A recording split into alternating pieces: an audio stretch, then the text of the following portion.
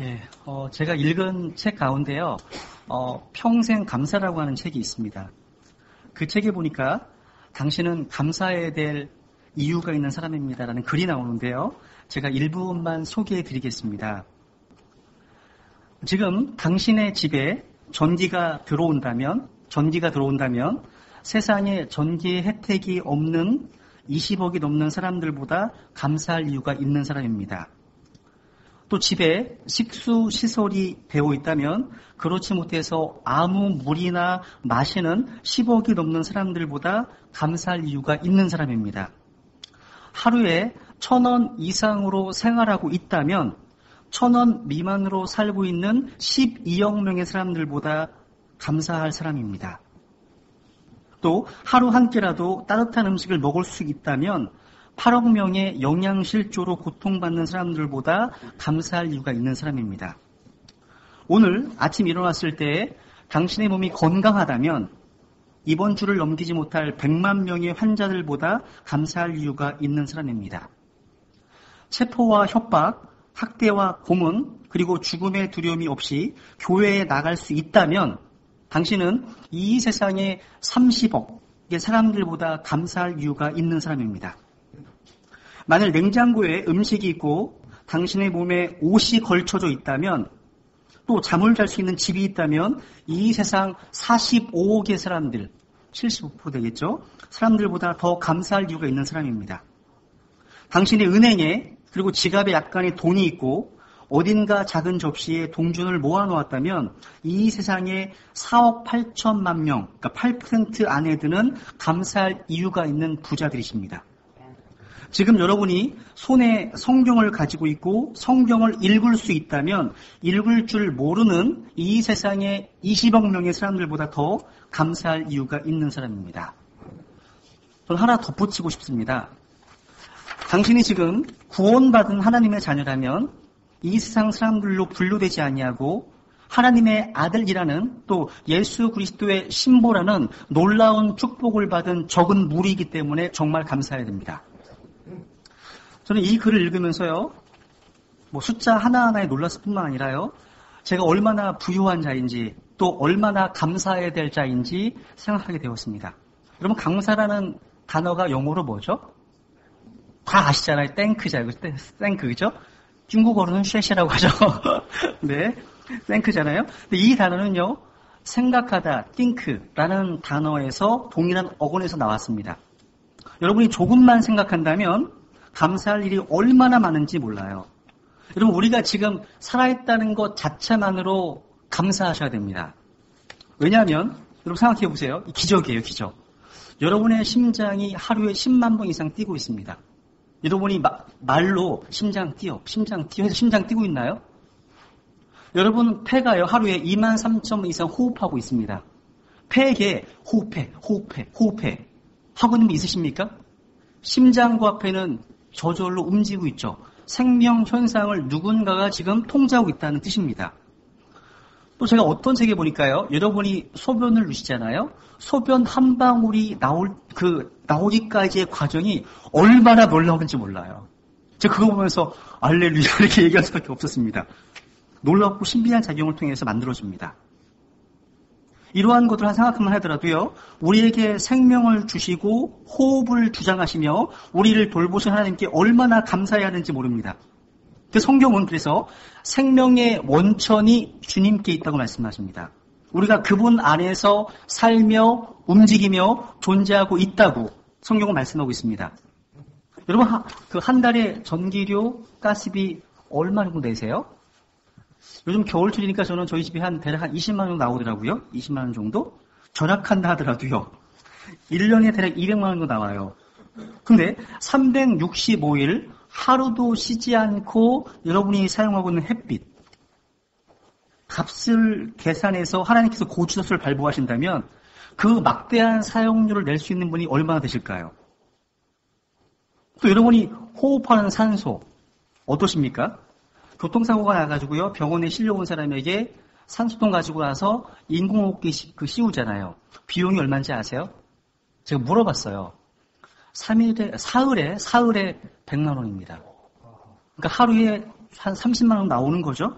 그죠? 우리 사고를 당하지 않은 우리는요, 매일 30만 원 정도의 산소를 무료로 마시고 있는 것입니다. 하나님께서 이 산소 사용료를 총구수로 보내신다면 집을 팔아도 갚을 수 없을 거라는 거죠. 이것으로 감사해 본 적 있으세요? 이런 것으로? 한번 생각해 보시라고 한번 말씀을 드리는 거예요. 우리 인생에서 소중한 것들은 대다수예요. 하나님으로부터 거저받은 것입니다. 그걸 유통한 유통값으로 지불하는 거죠, 사실은. 다 거저받았습니다. 자연, 공기, 물, 또 햇빛, 해와 달, 별들, 또 여러분 각자에게 주어진 재능들. 생명, 구원, 다 받은 거죠. 거저받은 거죠. 감사해 보셨습니까?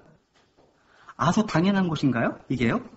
근데 실제로 성경에 보시면요. 시편 136편에 보시면 이러한 것들을 조목조목 감사하는 내용이 나와요.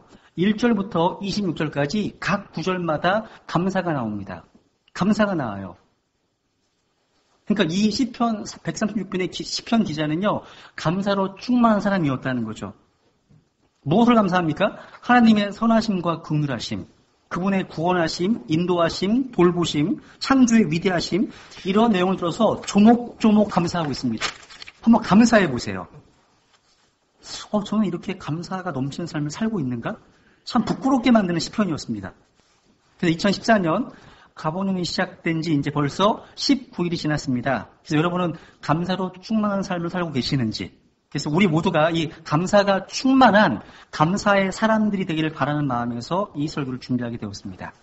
이 감사의 바이러스가요, 여러분의 가정과 직장과 교회에 많이 퍼지기를 소망합니다. 몇 년 전에요, 독립침례교회 어떤 교회에 한 해, 그녀의 그년, 그 한 해 표가 있었습니다. 표가 뭐였냐면, 백성이 불평하니 주께서 기뻐하지 아니하셨다. 이게 표였습니다. 여긴 표가 없네요. 그죠? 저는 전주소망침례교회는요. 백성이 감사하니 주님께서 기뻐하셨다. 이런 말씀이 이 교회를 추정하기를 바랍니다. 여기 데살로니가전서 5장 18절 이 본문 말씀은요. 우리 구원받은 그리스도인들에게 아주 널리 알려진 구절 중에 하나죠. 다들 다 아실 거예요. 그죠? 알고 계시죠? 이 사도 바울은요. 신앙생활을 시작한 지 얼마 되지 않은 데살로니가 교회의 성도들이 아주 여러 가지 어려움과 박해 가운데서 신앙생활을 하고 있었는데 그들을 격려하기 위해서 이 편지를 썼습니다.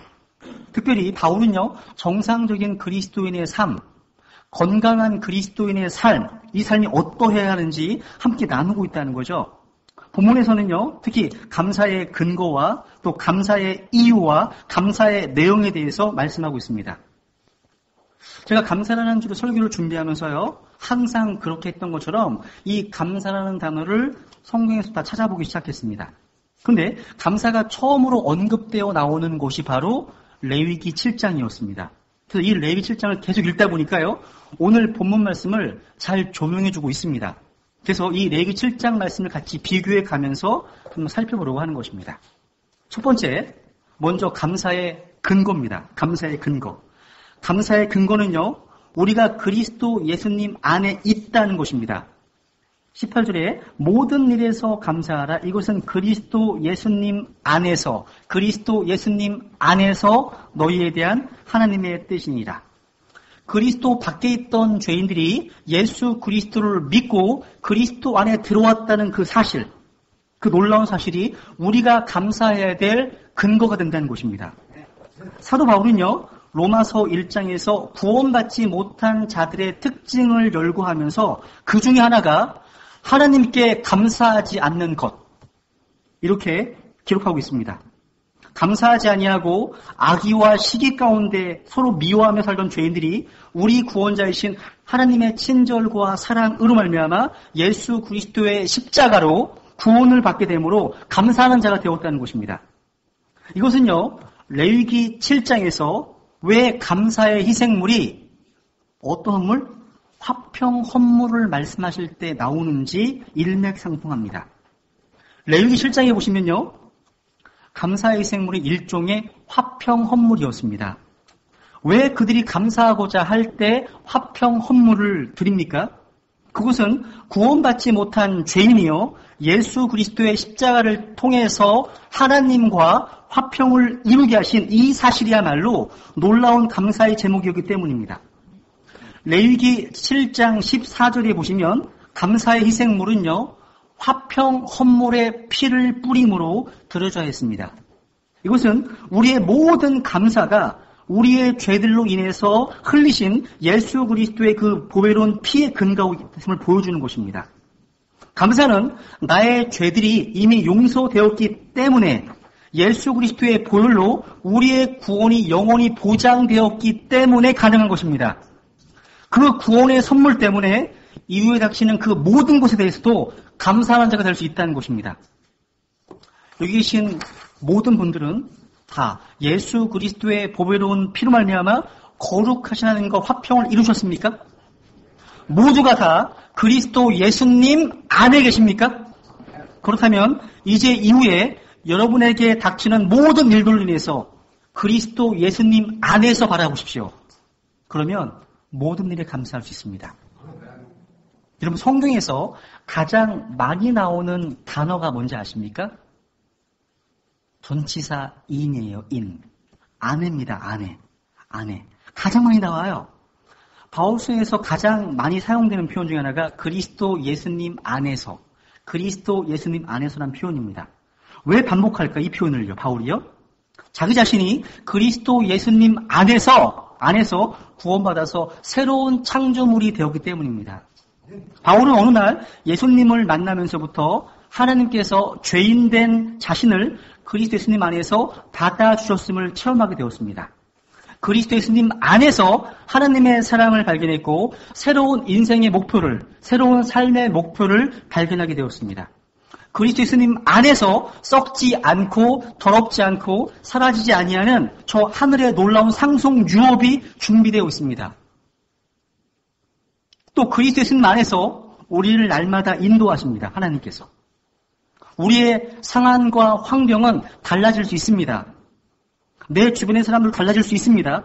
그러나 이 모든 것이 변해도 변하지 않는 것은 바로 우리가 그리스도 예수님 안에 있다는 그 상황입니다. 그분 안에서 하나님의 선하심과 긍휼하심이 변하지 않고 끊임없음을 믿습니다. 이것이 바로 감사의 기본이고 감사의 근거이면서 감사의 시작인 것입니다. 두 번째로요. 감사의 이유입니다. 감사의 이유입니다. 감사하라. 모든 일에서 감사하라.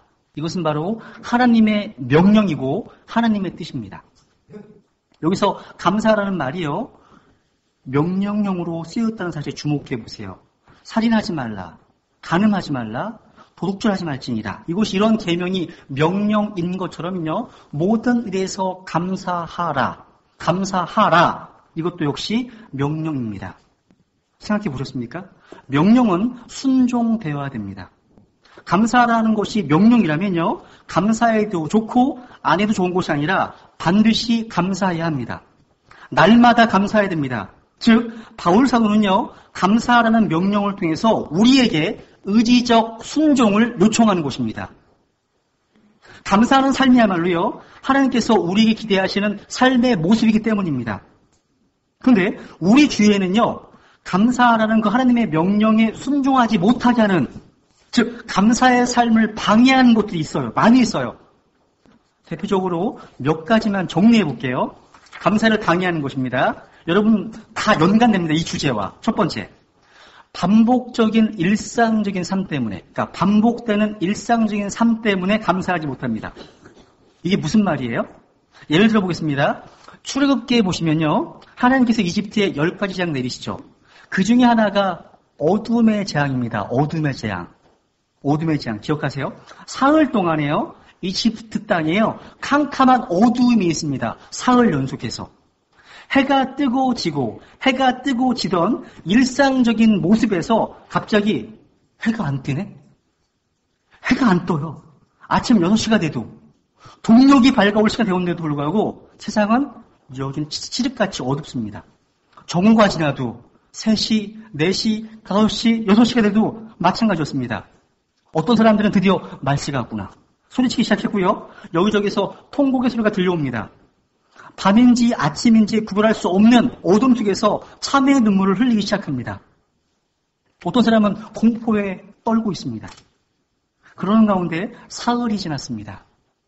사흘이 되던 날 새벽에 갑자기 한 줄기 빛이 동쪽 하늘을 가르고 나타나서 땅 위에 쏟아졌을 때 사람들은 아마 감격의 탄성이 터져나왔을 것입니다. 어떤 사람들은 땅에 엎드리면서 하나님, 이 새로운 아침을 주셔서 감사합니다. 기도할 거라는 거죠. 제가 뭘 말하는지 파악하시겠죠? 그죠? 매일 반복되는 일상적인 삶 때문에 감사나 감격을 잃어버린 채 살고 있는 우리들의 모습을 지적하고 있는 것입니다. 우리는 오늘 아침에 새벽이 밝아왔기 때문에 내일도 밝아오겠지 생각합니다. 오늘 내 생명이 붙어있기 때문에 내일도 당연히 이 땅에서 살고 있겠지. 생각해 보세요. 오늘은 어제 죽어간 사람들이 그토록 바랬던 날이었다는 걸 기억해 보십시오. 사실은 그렇지 않을 수 있는 또 말입니다. 이 삶의 일상성 때문에요. 우리는 감격이나 감사를 잃어버린 채 살고 있다는 것입니다. 일상의 평범함이 얼마나 감사한 것인지 소중한 것인지 알려면 한번 그 일상의 삶이 깨져버리고 나면 사고가 나면 그때서야 깨닫게 됩니다. 참 어리석죠? 그게 인간이에요. 건강을 잃어봐야 건강의 가치와 소중함을 깨닫는 것 같습니다. 여러분 아이들을 학교에 보내시죠? 오후에 다시 학교에서 집으로 옵니다. 또 버스나 자동차로 직장을 출근하시죠? 다시 퇴근해 오십니다. 매일 먹는 음식이 있고 간식들이 있습니다. 매일 편안하게 잘 수 있는 곳이 있습니다. 이렇게 매일 반복되는 일상적인 평온한 삶들이 얼마나 감사하고 귀한 것인지 깨닫고 감사하고 계십니까? 제가 군대에서요 기본 군사훈련을 받을 때였습니다. 사회에서 날고 기는 사람이 다 왔어요. 뭐 스카이대 나온 사람부터 해가지고 박사학위가 다 와 있어요. 근데 이 친구들이요 군대에 들어오는 순간부터 밤 9시 반이 되면 제일 좋아해요. 잠을 자니까. 훈련 가운데 잠을 자는 게 이렇게 달콤할 수가 없어요. 근데 잠자는 시간에 건빵이 나온대. 그러면 발악을 해요. 기겁을 합니다. 소리를 막 질러요. 너무 좋아서. 건빵 하나 때문에. 매일매일 일상적으로 사회에서 누렸던 것들인데 군대에 오니까 달라 보이죠. 가치를 깨닫게 되는 거야. 똑같습니다. 저는 언젠가요 골목길에서 걸어가고 있었는데요. 갑자기 어디에선가 굉음을 내면서 막 달려오는 티코 자동차를 봤습니다. 저를 피해가겠지 하면서 걷고 있었는데요. 무서운 속도로 저를 달려오고 있는 거 아니겠습니까? 저는 순간 놀래가지고 그 자리에 얼어서 멈추어 섰어요. 그랬더니 제 무릎 바로 앞에 끼익 하고 쓰는 거 아니겠습니까? 전 순간요 분노의 눈길로 그 운전자를 때려봤어요.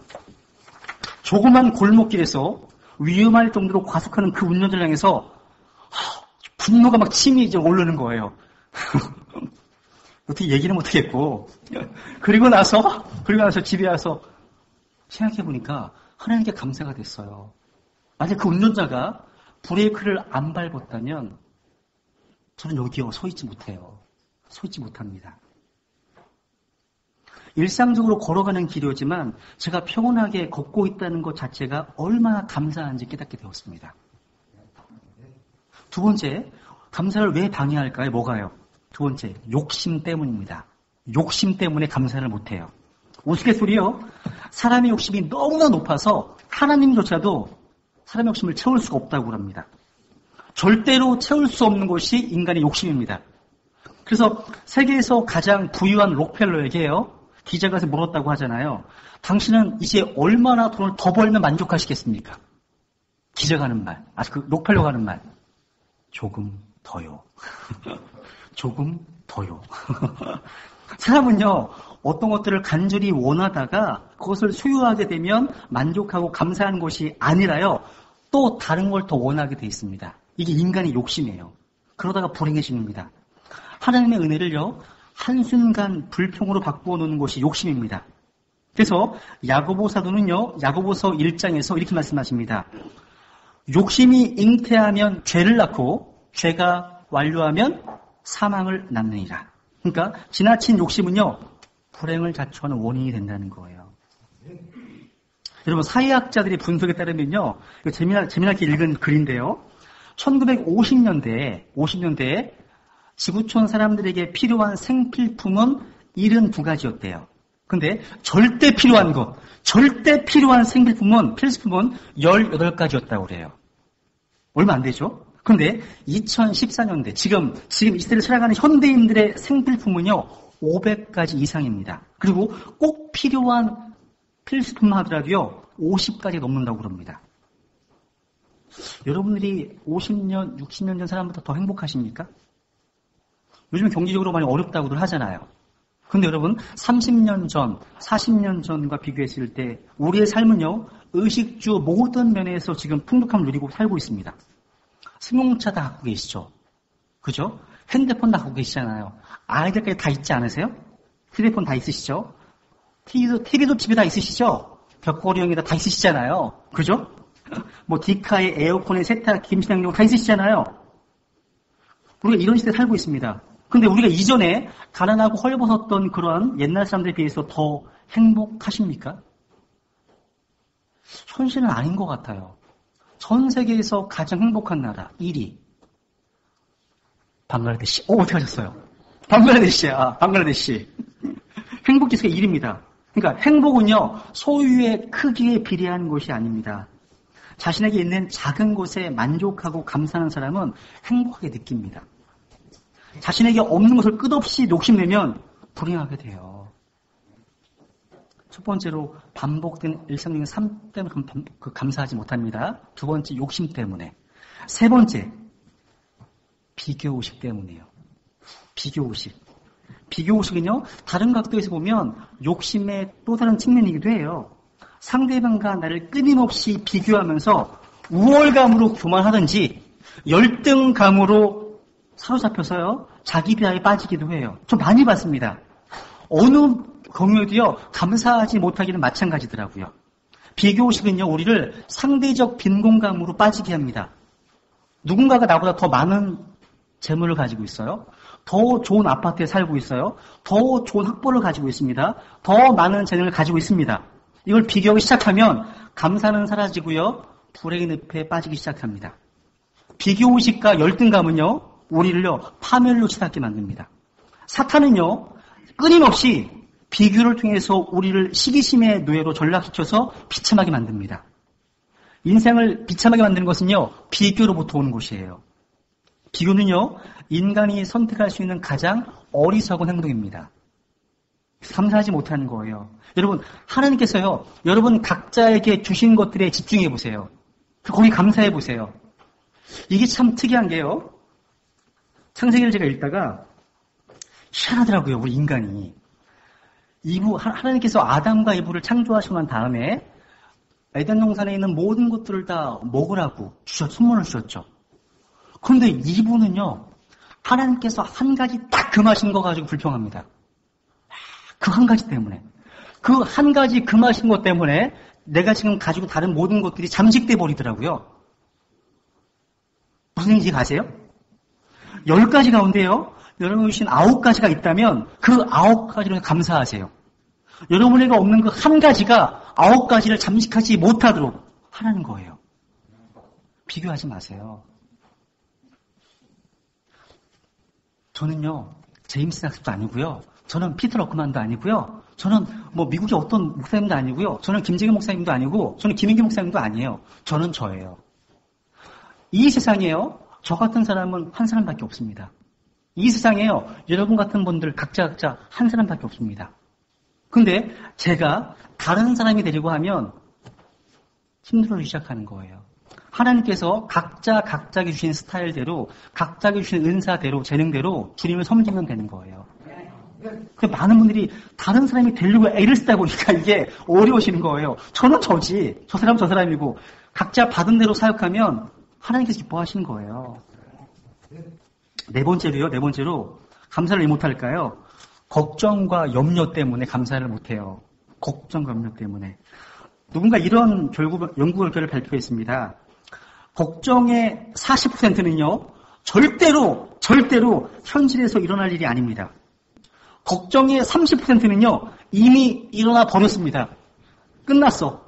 또 걱정의 22%는요. 안 해도 될 사소한 것들이야. 걱정의 4%는요. 우리가 어찌 할 도리가 없어. 할 도리가 없는 거예요. 걱정의 4%만 우리가 바꿀 수 있는 거예요. 결국 걱정에서 우리가 해결할 수 있는 것은요. 거의 없다는 것이죠. 걱정할 필요가 없다는 거예요.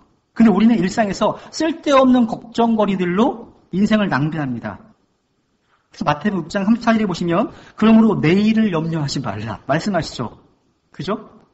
내일이 자기 것들을 염려할 것이요 그날의 악은 그날의 족하니라 말씀하시죠. 그러니까 미래의 일을요 앞당겨서 염려하지 말라는 거예요. 우리는 인생살이 가운데 염려와 걱정이 생길 때마다 이 말씀을 기억하세요. 아무것도 염려하지 말라. 오직 모든 일에서 기도와 간구로 너의 요청할 것들을 감사와 더불어 하나님께 알리라. 뭐와 더불어서? 감사가 나오죠. 감사가 나와요. 그리하면 환경과 상황 바뀐 게 아무것도 없어요. 근데 이해가 안 가. 마음이 평안해요. 정말 보셨어요? 이게 그리스도인의 어떤 삶이 되어야 되지 않겠습니까? 환경과 상황은 정말 똑같은데 마음이 평안해. 이게 감사의 열매입니다. 열매예요. 아이들이 있으니까 좀 재미있는 얘기 하나 해줘야겠다. 예전에 읽은 책 가운데요. 대머리도 감사해야 되는 6가지 이유가 있어요. 너무 재밌어가지고 웃었어요. 머리가 없는 대머리도 하느님께 감사해야 될 6가지 이유가 있답니다. 여기에 그럴 가능성이 있는 분들이 몇 분 계시는 것 같아요. 잘 들어보세요. 대머리. 여성에게는 거의 없는 현상입니다. 그러면 모든 여성은 감사해야 됩니다. 두 번째, 하나님의 사랑을 받은 자가 대머리가 됩니다. 날마다 하나님께서 앞 이마를 쓰다듬어 주시기 때문입니다.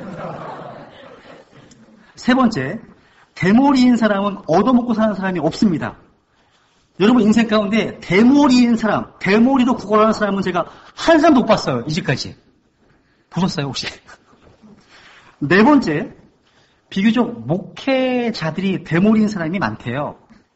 엘리사도 대머리였죠. 그죠? 다섯 번째, 비누와 샴푸, 물을 상당히 절감할 수가 있습니다. 감사하셔야 돼요. 여섯 번째, 하나님을 편안하게 해드려요. 주님은 날마다 우리의 머리카락까지 세기 때문에 그런 거죠. 세시기 때문에. 안 쉬어도 돼요. 그죠? 그러니까 대머리도 이렇게 감사 조건이 많이 붙는다면 우리 인생에서 감사하지 못할 조건이 무엇이 있을까요? 결국 생각의 차이예요. 그래서 누군가 얘기했죠. 인생은 해석이라고. 똑같은 상황인데 한 사람은 그리스도 예수님 안에서 해석하고 또 한 사람은 그냥 환경을 가지고 해석해요. 그래서 감사할 때 결정이 돼요. 어떻게 해석하는가에 따라서. 해석은 누구에게 속해 있다고요? 하나님께 속해 있습니다. 하나님의 관점으로 해석하게 되면 평안함이 있습니다. 감사가 있다는 거죠. 여러분 머리카락 한 올 심는데 옛날 건데 한 올 심는데 10,000원이래요. 10,000원. 10,000원. 100개를 심으면 100만 원이에요. 1000개를 심으면 1000만 원입니다. 1000개를 심는다 하더라도요. 한쪽밖에 안 돼. 근데 보통 일반 사람들 여기 민기명 같은 아이가 머리카락이요. 한 20만 개 있어요. 그러니까 머리카락만 하더라도 20억이야. 20억. 생각해보세요. 20억짜리 아이를 갖고 있어요. 임플란트 하나 하는데 얼마예요? 200~300 하잖아요. 이빨 곱하기 해보세요. 우리는 주머니에 잔들이 없어 문제지 실제 수십억대 부자예요. 우리 몸만 하더라도. 그런 거 아니세요? 자부심을 가지셔야 돼요. 자부심을. 그죠? 근데 많은 그리스도인들이요. 이 감사라는 주님의 말씀에 믿음으로 반응하기보다는요. 자신의 느낌에 따라서 자신의 감정에 따라서 인생을 살고 있습니다. 그럼 감사할 수 없게 돼요. 없습니다. 내가 처한 답답한 환경과 상황이 내 생각으로, 내 이성으로 이해가 안 되든 간에 모든 일에 감사하라고 하는 주님의 말씀에 믿음으로 순종해 보세요. 그러면 복을 받습니다. 그래서요, 찰스 스펄전 목사님께서 이런 말 하셨습니다. 불행할 때 감사하면 불행이 끝이 나고 형통할 때 감사하면 형통이 연장된다. 즉 감사가 더 큰 축복을 가져온다는 것이에요. 그 스펄전은 한마디 더 붙입니다. 촛불을 보고 감사하면 전등불을 주시고 전등불을 보고 감사하면 달빛을 주시고 달빛을 보고 감사하면 햇빛을 주시고 햇빛을 보고 감사하면 하늘을 주신다고요. 오늘 여러분의 가정과 삶의 환경이 나의 생각과 느낌과 이성으로는 도저히 감사할 수 없는 상황에 처해 계십니까? 그렇다면 그런 답답한 환경 속에서도요, 자신을 부인하고 모든 일에 감사하라고 하는 주님 말씀 순종해 보십시오. 한번. 믿음으로 순종해 보겠습니다. 결단해 보십시오. 저의 남편, 저의 아내, 저의 자녀, 저의 직장 상사가 못마땅하더라도요, 말씀에 순종하여 감사하겠습니다. 이것이 바로 하나님께서 우리에게 기대하시는 바예요. 하나님께서 이렇게요, 믿음으로 드리는 우리의 감사를 흔양하시고 기쁘게 받으십니다. 그래서 레위기 7장에 보니까요, 감사의 희생물의 한 몫을요, 주님께 거제 헌물로 드리셔야 했습니다. 거제 헌물은요, 그것을 주님께 드린다는 표시로 팔을 펴서 하늘을 향해 들어 올린 것이었습니다. 이게 뭘 가르치는 걸까요? 감사는요, 직접 하나님께로 올라가서 하나님께서 흔양하시고 기뻐하시게 받으신다는 것을 가르치고 있는 겁니다. 그래서 우리는 어떻습니까? 우리가 하는 말들 가운데 얼마나 많은 말들이 주님께 상달될까요? 사무엘처럼 내가 하는 모든 말들이 하나도 땅에 떨어지지 않고 주님께 올라갈까요? 우리의 모든 말이요, 하늘로 올라가서 다 주님께서 기쁘게 받으신다면 얼마나 좋겠습니까? 불행하게도요, 우리가 하는 말들 가운데 상당수가요, 이 천장을 넘지 못합니다. 천장 넘지 못해요. 근데 감사의 말들은 하나님의 임재 가운데 직접 올라가서 즉시로 하나님께 연락되고 상달됩니다. 그래서 히브리서 13장에 보시면 이 감사를 희생물의 하나로 부르고 있습니다. 희생입니다. 특히요, 절대 감사할 수 없는 상황 가운데 감사하시면 하나님께서 희생물로 받으시는 거예요. 받으신다는 거죠. 바로 감사는 하나님께서 기대하시는 바입니다.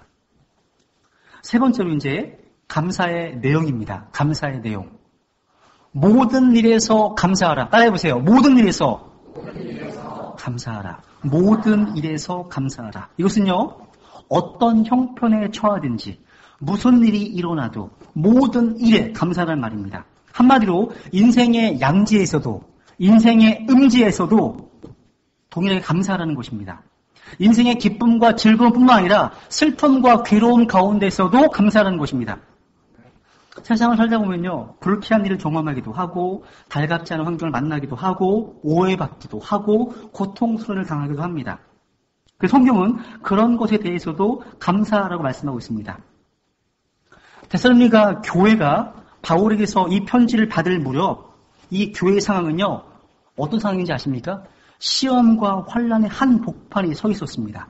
그래서 이 편지에 보면 환란과 고난, 많은 고난 속에 고난과 치욕, 많은 싸움, 고난, 환란, 모든 고난과 골경, 이런 단어가 자주 등장합니다. 이 구절들을 통해서요, 우리는 데살로니가 교회가 처해 있는 어려움이 어느 정도였는지 대충 짐작할 수가 있습니다. 그럼에도 불구하고 바울 사도는요, 이들에게 편지를 쓰면서 오늘 여러분이 처한 고난의 환경 속에서도, 이 시련의 환경 속에서도 뭐 하라고요? 감사하라고 말씀하고 있는, 감사하라고. 근데 이게 어떻게 가능할까요? 모든 일에 하나님의 뜻이 있다는 사실을 진정으로 믿는다면, 또 이 사실을 참으로 받아들일 수만 있다면 우리는 어떤 상황에서 감사할 수가 있습니다. 여러분, 그리스도인들은요, 삶을 우연이라고 운명이라고 설명하지 않습니다. 삶은 결코 운명이 아닙니다. 우연도 아닙니다. 적어도 그리스도인들의 삶은요, 하나님의 손 안에 있습니다. 그리고 하나님의 뜻 안에 있습니다. 선하신 하나님께서 우리의 삶에 궁극적인 선을 위해서 우리에게 닥치는 모든 것들을 다 준비하셨다고 믿어지지 않으십니까?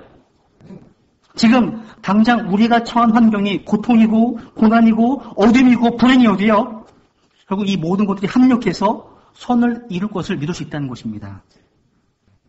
그렇습니다. 감사할 수 없는 오늘의 아픔과 고통, 상처에도 불구하고 이 모든 것은요, 마침내 합력해서 하나님의 뜻을 이룰 수 있을 것입니다. 그런 믿음이 있을 때 우리는 감사할 수 있다는 것입니다. 그런데 흥미로운 사실은요, 레위기 7장에 보시면요, 감사 헌물을 드리는데 여러 가지 요소가 나와요. 누룩이 없는 납작한 빵도 있고 누룩이 없는 얇은 과자도 있고 고운 밀가루에 기름을 발라 만든 얇은 과자 같은 여러 선물들을 드리게 되었습니다. 그런데 거기에 뭐가 들어가는지 아세요? 또 한 가지. 누룩이 있는 빵을 드려요. 누룩이 있는 빵을 드린다고요? 이것은 다양한 형태의 희생물을요, 옵션으로 주어진 게 아니라 그 모두를 함께 헌물로 드리라고 명령하신 것입니다. 그 어느 것도 빠져서도 안 됩니다. 우리도 마찬가지입니다. 한번 찾아보겠습니다. 에베소서 5장을 보겠습니다. 에베소서 5장.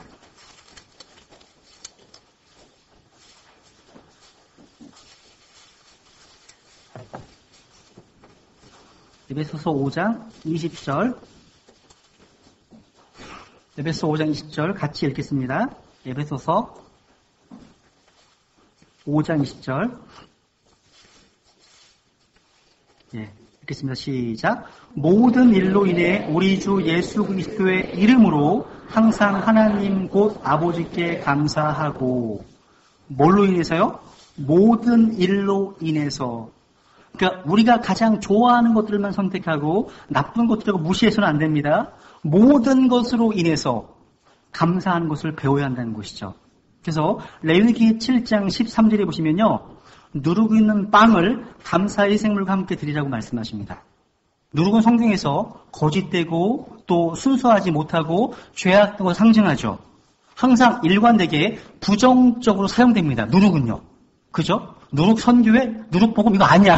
그럴 수가 없어요. 조합이 안 맞아요. 그러니까 부정적입니다. 근데 어떻게 누룩이 감사의 한 부분이 될 수 있겠습니까? 어떻게? 이것은요, 우리가 감사해야 될 것들에는요, 긍정적인 것뿐만 아니라 부정적인 것도 포함된다는 걸 가르쳐 주시는 것입니다. 명백히 좋은 것만이 아니에요. 나쁜 것도 포함되는 것입니다. 우리는 우리의 삶 속에서 일어나는 모든 일에 대한 하나님의 계획을 다 알 수는 없습니다. 다만 하나님께서 이 모든 것들을 선으로 이루실 거라는 사실을 믿을 뿐이죠. 그죠? 여러분은 그 화란에요. 코리텐범 할머니에 대해서 들어본 적 있으세요? 그분의 간증은요. 전 세계 모든 크리스찬들에게 깊은 감동을 전해주었습니다. 그분은 주는 나의 피난처라고 하는 책을 통해서 잘 알려졌습니다. 영어로도 소개된 바가 있죠. 지금은 세상을 떠나셨습니다. 이번에 그 책에 보니까 이런 내용이 있습니다. 너무 감사해요. 나치가 기승을 부릴 당시에 이 코리텐범 할머니 가족은요, 유대인들을 숨겨주다가 발각되어서 온 가족이 감옥에 갇히게 됩니다. 근데 이 코리에게는요, 베시라고 하는 언니가 있었는데요, 이분이 아주 뛰어난 믿음의 사람이었습니다. 코리는요, 자기 언니를 지켜보면서 신앙을 배우고 삶을 배웁니다. 베시는요, 자기를 둘러싼 환경이 어떠하든지 간에 상관없이 언제나 감사하는 감사의 사람이었습니다. 근데 이 베시의 감사의 생활은요, 감옥에서 절정을 이룹니다. 이미 몇 개의 감옥을 거쳐서요, 온 코리의 가족에게 이번에는 제일 악질적이라고 소문난 독일의 라벤스부르크 수용소로 이송된다는 소문이 들려왔습니다. 이 소문을 듣자마자 베시는 무릎을 꿇고 감사의 기도를 드리기 시작했습니다. 하나님, 감사합니다. 우리를 위해서 라벤스부르크 수용소에서 무엇을 준비하셨습니까? 기도를 시작했습니다. 수용소에 도착했습니다. 조그마한 감방에 사람들이 우구르가 시작해요. 조그마한 감방에. 잘 수가 없어요. 근데 베시는 감방에 들어가자마자 감사를 드립니다. 하나님, 이 추운 겨울에 이렇게 많은 사람이 함께 어울려 살 수 있는 따뜻한 거처를 주셔서 감사합니다. 이 베시의 감사는요, 갈수록 더 구체적이 됩니다. 하나님, 사랑을 나누고 복음을 나눌 수 있는 이웃들이 이렇게 많이 주셔서 감사를 드립니다. 점점. 근데 가만히 보니까요, 그 감방에는 벼룩이, 이가 너무 많은 거야. 온몸에 근집이 들어가지고 사람들은 다 짜증스러운 표정인데 베시는 그것도 감사를 드립니다. 하나님, 벼룩을 주신 것을 감사합니다. 지켜보던 동생 코리가 기가 막힌 거야. 황당한 거야, 이제. 짜증나는 거예요, 이제. 그래서 언니를 꼬집으면서 따집니다. 언니, 어떻게 벼룩까지도 감사해요? 언니 답변. 나는 이유를 모르지만 그리스도인의 삶이 결코 운이 아니고 이 모든 환경 속에서 하나님의 뜻이 있다면 벼룩을 주신 것에도 하나님의 뜻이 있지 않겠니? 이렇게 얘기합니다. 근데 이 코리는 어처구니가 없었어요.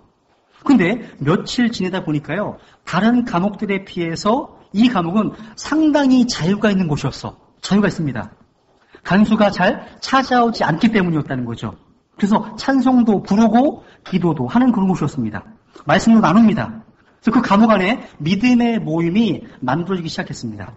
나중에 알고 보니까요, 이 감방에는 하도 이와 벼룩이 많다 보니까요, 간수들이 아예 출입을 안 해요. 출입 안 하는 거예요. 그러니까 벼룩을 주시는 것도 감사할 조건이 아니겠습니까? 이들의 삶 속에서요, 이렇게 감옥조차 천국으로 바뀌는 놀라운 일이 벌어지고 있었습니다. 코리는요, 이런 언니에게서 믿음과 삶과 감사를 배웠다고 고백합니다. 이렇듯이죠, 고통에는 뜻이 있습니다. 고난 속에는 하나님의 계획이 있습니다. 그리스도의 삶은 우연이 없습니다. 운명도 없습니다. 우리의 삶을 향한 하나님의 주권과 하나님의 계획이 있다면 참새 한 마리도 그분의 허락 없이는 떨어질 수 없다는 것을 믿으십니까? 우리의 머리카락까지도 다 하나님 앞에 세신 바 되었다고 말씀하십니다.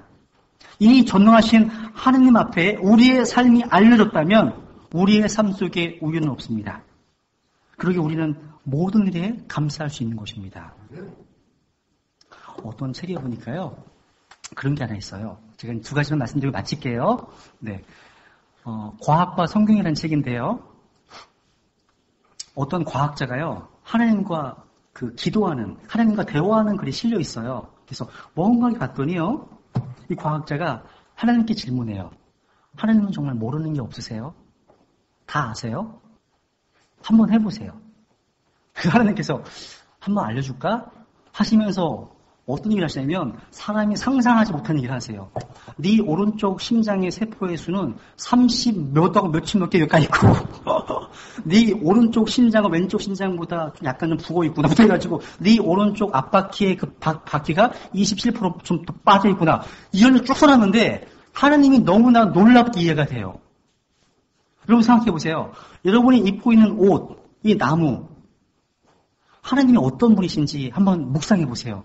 전 순간순간요, 하나님의 그 어떠하심 때문에 막 제가 감당이 할 때가 있어요. 생각해 보세요. 여기 나무가 있어요. 이 나무는 어떤 나라, 어떤 지역에서 세워진 나무였겠죠. 그죠? 이 나무를 비를 내려서 자라게 하시죠. 근데 수없이 많은 나무들 가운데 여기 있는 나무는 하나님께서 몇 년도, 2000년대에 전주 소망침례교회 제일 앞자리에 올 나무야. 이 부분은. 하나님이 아셨을까 모르셨을까요? 다 아세요. 여러분 오늘 아침에 드신 생선구이를 먹었어요? 그러면 이 생선이요. 족보로 올라가 봐. 바다에서. 누가 어떤 생선이 알을 낳아. 이 알을 부화시키면서 점점 커가고 있죠? 그 가운데 이 생선은 나중에 한교리가 2014년 1월 19일 아침에 먹을 반찬이야. 아실까 모르실까요? 아세요. 이런 걸 생각해 보세요. 여러분이 입고 있는 옷도 생각해 보세요. 나무에서 나왔을 거 아니에요. 먹고 있는 쌀도 마찬가지예요. 이천에서 어떤 분이 농사꾼이 쌀을 재배하십니다. 키우십니다. 그런데 어떤 요 부분, 많은 요 부분이 2014년 1월 18일 어제 아침에 나영석이라는 사람이 이 쌀을 먹을 거야. 하나님은 아십니다. 그러니까 정말 평범한 얘기죠. 이런 것도 한번 생각해 보시라는 거죠. 그리고 운전하고 가다가 저도 막 화가 날 때가 많잖아요. 나는 뒤에서부터 계속 기다리고 있어, 이렇게. 나 앞에서 다 뛰어들고 있어. 그러면 속에서 막 불이 나요. 저 인간은 지금 뭐야? 저거 자꾸 뛰어드냐, 지금 막 화가 나. 그러면 그때 어떤 얘기가 되냐면요. 2014년 1월 18일 아침 9시 30분 내 앞에 프라이드차 2161이 앞에 있을 거를 아실까 우리 하나님께 모르셨을까요? 아신다는 거죠. 이런 생각하게 되면 그냥 조용해져요. 약간. 하나님 다 아세요. 그런 하나님께서 여러분의 모든 삶을 주관하신다고요. 통제하신다고요. 이제 제가 한번 묵상해 보시라고요. 그래서 말씀의 결론을 한번 맺으려고 합니다. 전남 여수에 가면, 여기 전주에 가까워요. 여수에 가면 애향원이라고 하는 곳이 있습니다. 이곳은요, 소록도가 생기기 전에 이 손양원 목사님께서 나환자들을 돌보던 곳이었습니다. 이곳에는요, 손양원 목사님의 유품들이 전시되어 있습니다. 1948년 10월 19일 제주 폭동을 진압하기 위해서 여수의 집결에 있던 군인들 가운데 남로당 계열의 군인을 중심으로 해서 여수 반란 사건이 일어납니다. 이 와중에요, 순천 사범학교를 졸업을 앞둔 손 목사님의 두 아들 동인과 동신이 공산당에게 체포되어서 마지막 순간까지 믿음을 지키다가 총살, 순교당하고 말합니다. 순교하고 말았습니다. 그 당시 손 목사님은요, 이 교회에서 기도를 하고 있었는데요, 갑작스런 두 아들의 순교 소식을 접하고서 그 자리에서 하나님께 기도를 드렸습니다. 하나님, 뜻이 있어서 제 아들 둘을 불러가신 것 믿고 감사합니다. 감사합니다. 그리고요, 장례식장에 모인 많은 조문객들에게 이런 말을 전했습니다. 제가 이 시간에 무슨 인사를 하겠습니까마는 하나님 앞에 감사하는 마음이 있어 몇 말씀을 드립니다. 그 유명한 10가지 감사 제목입니다. 첫째, 나 같은 죄인의 혈통에서 순교의 자식들이 나오게 하셨으니 하나님께 감사합니다. 둘째, 허다한 많은 성도들 중에 어찌 이런 보배들을 주께서 하필 내게 맡겨주셨는지 그 점 또한 주께 감사합니다. 셋째, 삼남 삼녀 중에서도 가장 아름다운 두 아들 장자와 차자를 바치게 하신 나의 축복을 하나님께 감사합니다. 넷째, 한 아들의 순교도 귀하다 하거늘 하물며 두 아들의 순교일이요 하나님 감사합니다. 다섯째, 예수님을 믿다가 누워서 죽는 것도 큰 복이라 하거늘 하물며 전도하다가 총살 순교당한 일이요 하나님 감사합니다. 여섯째, 미국 유학 가려고 준비하던 내 아들 미국보다 더 좋은 천국에 갔으니 내 마음이 안심되어 하나님 감사합니다. 일곱째, 나의 사랑하는 두 아들을 총살한 원수를 회개시켜 내 아들을 삼고자 하는 사랑의 마음을 주신 하나님께 감사합니다. 여덟째, 내 두 아들의 순교로 말미암아 무수한 천국의 아들들이 생길 것이 믿어지니 우리 하나님께 감사합니다. 아홉째, 이 같은 역경 중에서 이상 8가지 진리와 하나님의 사랑을 찾는 기쁜 마음, 여유 있는 믿음 주신 우리 주 예수 그리스도께 감사드립니다. 10번째, 이렇듯 과분한 축복 누리게 되는 것을 감사합니다. 이 두 아들 장례 예배는요, 아버지 손양원 목사님의 감사의 답사로 눈물바다를 이루었습니다. 목사님은 슬퍼하는 기색이 없이요, 장례 행렬 맨 앞에 가서 영광일세, 영광일세, 내가 누릴 영광일세, 이런 찬송을 불렀습니다. 그리고 장례식장에서요, 하나님 앞에 감사 헌금을 드렸습니다. 그 헌금 봉투가요, 애양원에 유품으로 전시되어 있는데 그 봉투에는 이런 글귀가 쓰여 있습니다. 두 아들의 순교를 감사하며 1만 원, 손양원. 당시 손 목사님의 사례비는요, 고작 80원이었습니다. 이것이 우리에게 감사의 모범이 아니겠습니까?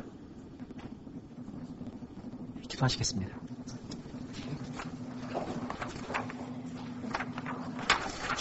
기도하실 때 48장 부탁하겠습니다.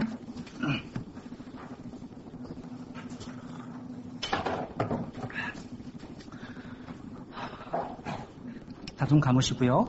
오늘 이 자리에 계신 분들 가운데 혹시 자신이 구원받지 못해서 자신을 구원해 주신 하나님의 사랑에 진정으로 감사할 수 없는 분이 안 계십니까? 여기 계신 분들은 모두 예수 그리스도께서 십자가에 피 흘려 죽으심으로 우리 범죄한 죄인들이 거룩하신 하나님과 화평을 이룰 수 있다는 놀라운 복음을 통해서 구원받고 그리스도 예수님 안에서 하나님의 자녀로 다시 태어나셨습니까? 그래서 하나님께 감사를 드릴 수 있게 되었습니까? 혹시 지금 그리스도 밖에 있고 소망도 없고 하나님도 없는 분이 안 계십니까? 멸망의 길로 달려가는 불쌍한 분이 안 계십니까? 그런 분이 계시다면 지금 우리 화평 되시는 예수 그리스도 앞으로 나아오십시오. 그리고 자신의 제도로 인해서 피 흘리시고 십자가에서 고통당하신 예수 그리스도께 자신을 구원해달라고 간절히 요청하십시오. 주님만이 저를 죄악으로부터 구원할 수 있는 유일한 분이시라고 고백하십시오. 제 안에 들어오셔서 저의 구주가 되어달라고 기도하십시오. 주님께서 그 마음을 보시고 자신의 피 묻은 손으로 만져주시고 구원해 줄 것입니다. 또한 이 자리에 구원을 받았지만 감사를 잃어버린 그리스도인이 계시지 않으십니까? 주님께서는 우리 모두에게 모든 일에 감사하라고 명령하셨지만 그 명령에 순종하지 않은 저희들 긍휼히 달라고 기도하지 않겠습니까? 이 자리에 일상적이고 반복된 평범한 삶으로 인해서 감사를 잃어버리고 감격을 잃어버린 그리스도인 안 계십니까? 혹시 지금 답답한 환경 가운데 낙심과 절망 가운데 계신 분이 안 계십니까? 누군가를 원망하고 계시지 않으십니까? 왜 이런 환경이 나에게 일어났는지 하나님의 선하심을 의심하고 계십니까? 그렇다면 자신의 불순종으로 인해서 하나님께 회개하십시오. 우리의 삶에는 우연이 없습니다. 운명도 없습니다. 좋으신 하나님께서 우리의 모든 환경과 상황을 통해서 그리스도 예수님 안에서 선 역사하고 계심을 믿으십시오. 우리의 이성으로 이해가 되지 않는 일들이지만 그러므로 믿음으로 주님의 말씀에 순종하여 감사할 때 하나님께서 기뻐하실 것입니다. 더 큰 복을 주실 것입니다. 지금 이 시간 기쁘고 즐거운 일뿐만 아니라 자신의 아픔과 상처, 고통으로 인해서도 주님께 감사하지 않으시겠습니까? 하나님, 저희들을 긍휼히 여기시고 은혜를 풀어 주셔서 우리 모두가 감사의 영이 충만한 감사의 사람 될 수 있도록 도와주시옵소서. 고통 속에서도 하나님의 손길과 은총이 있음을 발견할 수 있도록 깨닫게 도와주시옵소서. 감사가 더 큰 축복을 끌어오는 하나님의 통로가 될 됨을 깨닫게 됨으로써 올 한 해 모든 일에 감사하는 감사가 충만한 자 될 수 있도록 은혜를 풀어 주시옵소서. 같이 기도하시겠습니다.